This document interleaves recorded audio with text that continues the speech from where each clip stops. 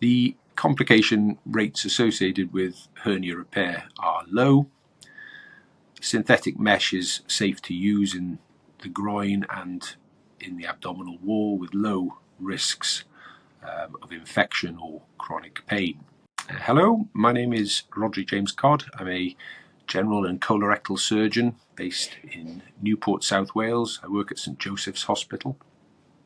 Today I'd like to talk to you about abdominal wall hernias. Well, firstly, what is a hernia of the abdominal wall? Well, this is where part of tissue from inside your abdominal cavity or part of an organ protrudes through a weakness in the abdominal wall musculature.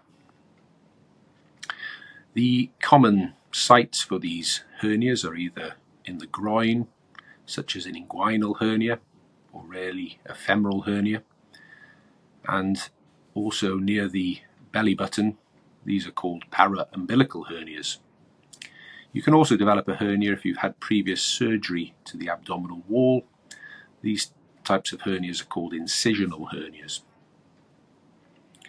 What sort of problems do hernias cause? Well, often hernias don't cause many symptoms, but people notice a bulge or a swelling, either in the groin or the abdomen. The bulge or swelling may become more prominent after a prolonged period of activity or from straining or lifting heavy objects, or from being on your feet for a prolonged period of time.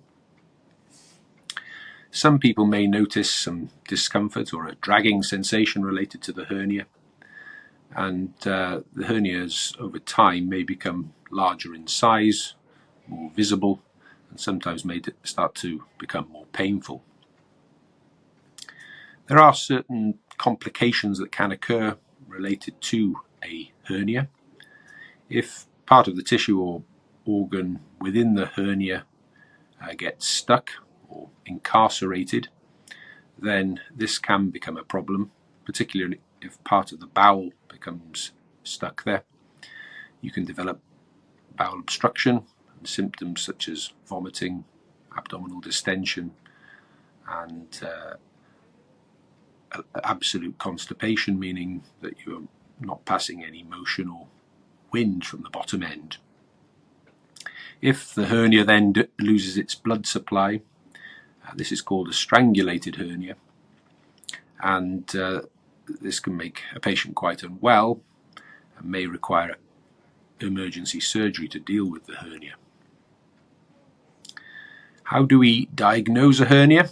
Well, we take a history. I would examine you.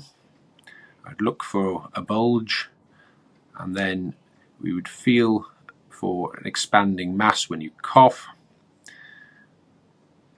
We may need to do a form of scan to confirm the type and the size of the hernia defect. This may be an ultrasound scan or a CT scan. Hernias can be managed in various ways. This will depend on the fitness of the patient, the size of the hernia, the site of the hernia, and what sort of symptoms that it's causing. Conservative management involves not operating on the hernia. Some supportive underwear may be useful, or in some cases people find using a device called a truss, which holds the hernia in place, is helpful for them. But more often patients may wish to have the hernia dealt with so that it doesn't get larger in size and gets rid of the risk of the complications associated with the hernia. Hernias can be repaired in a number of different ways. This is often performed under a general anaesthetic or spinal anaesthetic. Occasionally, hernias can be repaired under a local anaesthetic. They are nearly always repaired on a day case basis. Sometimes larger hernias require an in-hospital stay. The approach can be either a open hernia repair with a small cut directly over the hernia, or via a minimally invasive or keyhole approach. Some hernias require suture repair only. Others may need to have a synthetic mesh placed to reinforce the surrounding tissue and reduce the risk of the hernia coming back again. The complication rates associated with hernia repair are low. Synthetic mesh is safe to use in the groin and in the abdominal wall with low risks of infection or chronic pain.